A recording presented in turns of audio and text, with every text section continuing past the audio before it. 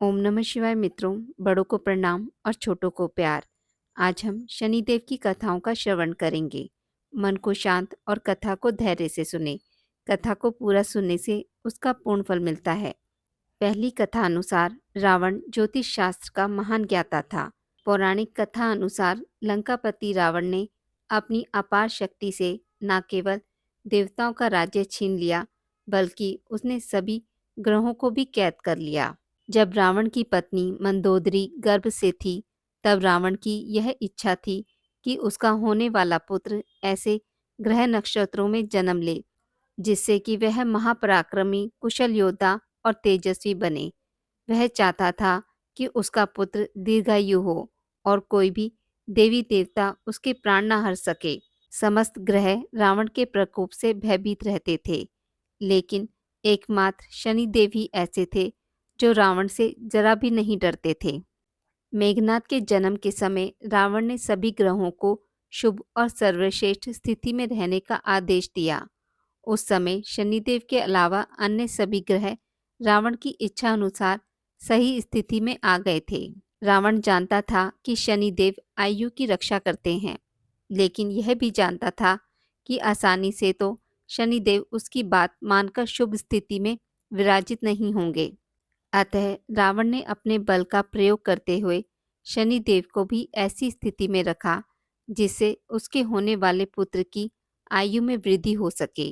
शनि तो न्याय के देवता हैं, इसलिए रावण की मनचाही स्थिति में रहते हुए भी मेघनाद के जन्म के दौरान उन्होंने अपनी दृष्टि वक्री कर ली, जिसकी वजह से मेघनाद अल्पायु हो गया।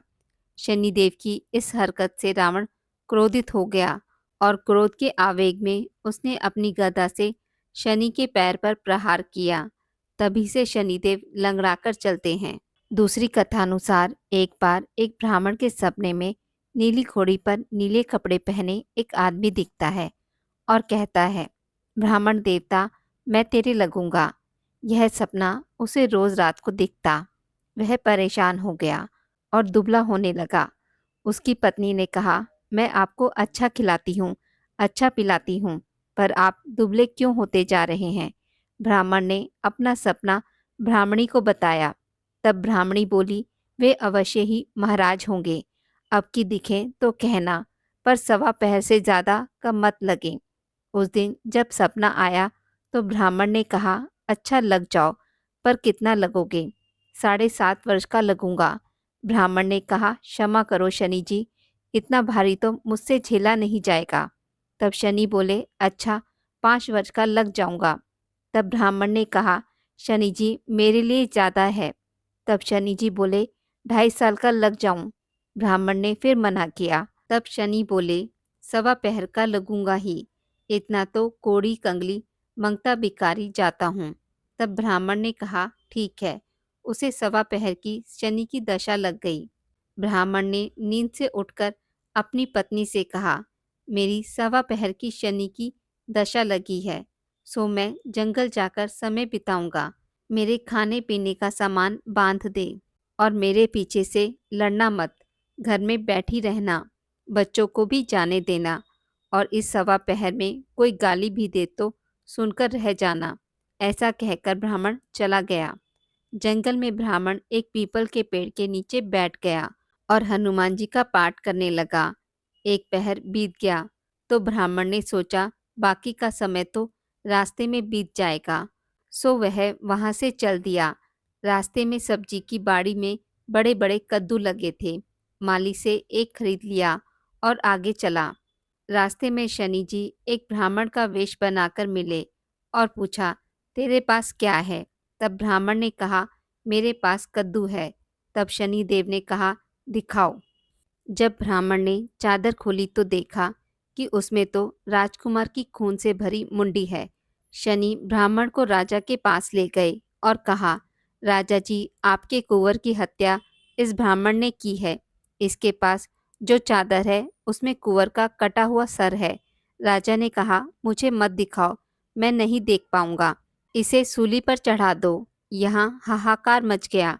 ब्राह्मण को सूली पर चढ़ाने लगे तो उससे पूछा, कोई आखिरी इच्छा हो तो बताओ।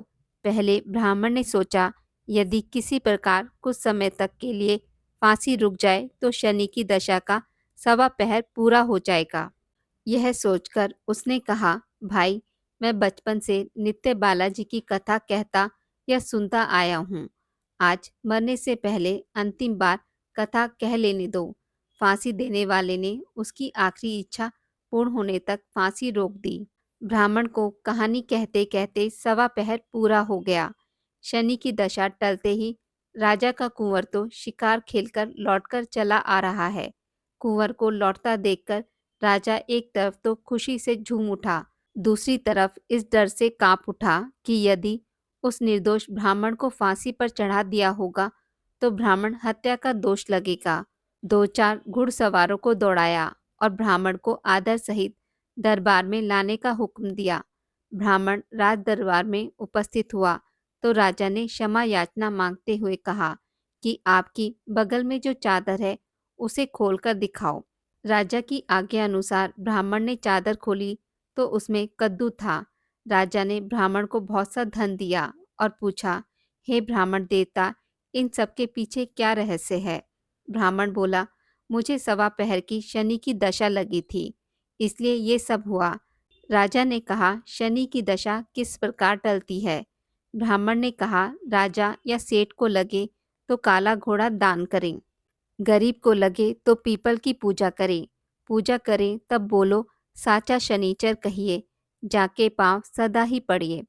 शनि की कहानी सुने, तिल और काला उड़द आदि का दान दें, काले कुत्ते को तेल चुपड़ी रोटी खिलावें तो शनि की दशा उतर जाएगी। राजा ने उसे कद्दू वापस कर दिया। घर आकर ब्राह्मण ने कद्दू अपनी पत्नी को दिया।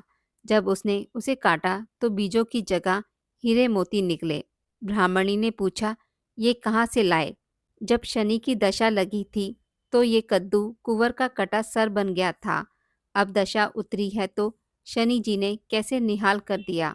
हे शनिदेव, जैसे ब्राह्मण के शनि की दशा लगी वैसे किसी को भी न लगे। जैसे उतरी दशा ब्राह्मण की आए वैसे सबकी आए। शनि ने ध्याऊं, मन इच्छा पाऊं। हे शनिदेव, जय शनिदेव। आज की इस वीडियो में बस इतना ही। मित्रों, अगर आपको मेरी वीडियोस पसंद आती हैं तो इसे लाइक और शेयर ज़रूर करें और पूजा पाठ से जुड़ी जानकारी के लिए मेरे चैनल को सब्सक्राइब करना ना भूलें। धन्यवाद।